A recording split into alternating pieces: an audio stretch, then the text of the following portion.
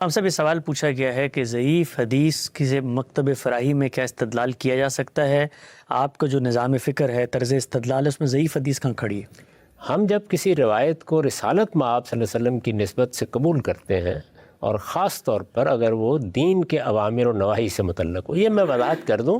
کہ وہ اوامر و نواہی یا تفہیم و تبیین کی نوعیت کے ہوں گے یا ان میں کوئی اسوے کی چیز بیان ہوگی۔ ٹھیک، اصل دین تو قرآن و سنت میں ہے، اور وہ سارا کا سارا انہی میں محصور ہے، نہ اس میں کوئی اضافہ ہو سکتا ہے، نہ اس میں کوئی کمی ہو سکتی ہے۔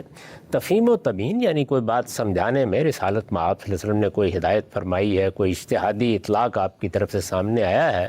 اس میں ہم اس بات کو لازم سمجھتے ہیں کہ حسن کے درجے سے کم کی روایت قبول نہیں کی جائے گی، اس لیے کہ رسول اللہ کی نسبت کا معاملہ ہے، اور بہت تنبیہ فرمائی گئی ہے کہ میری نسبت سے کوئی ایسی بات بیان نہیں ہونی چاہیے جس میں غلطی مانی جا رہی ہو، اور جانتے بوجھتے اللہ کے پیغمبر کی طرف کوئی غلط بات منسوب کر دی ہے تو اس پر بڑی سخت وعید سنائی گئی ہے۔ چنانچہ میں اس میں، اور میں کیا، ہمارے ہاں پہلے سے بھی یہی نقطہ نظر رہا ہے کہ اس معاملے میں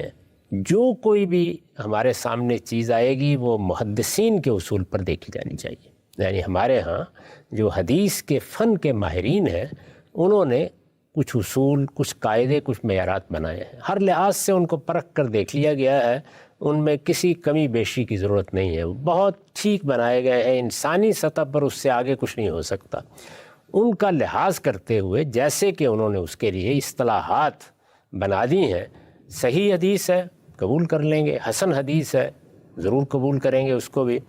لیکن ضعیف روایت صرف اس صورت میں قابل قبول ہوگی جب وہ متعدد طرق سے نقل ہوئی ہو، اور اس کے ساتھ کسی ایسے معاملے سے متعلق ہو جو انتظامی نوعیت کے۔ اچھا، یعنی اس میں دین اپنی اصل کے لحاظ سے تو زیر بحث ہو ہی نہیں سکتا، لیکن تفہیم تبیین کی نوعیت کی بھی نہ ہو، بلکہ کوئی انتظامی معاملہ ہے، جس طرح کے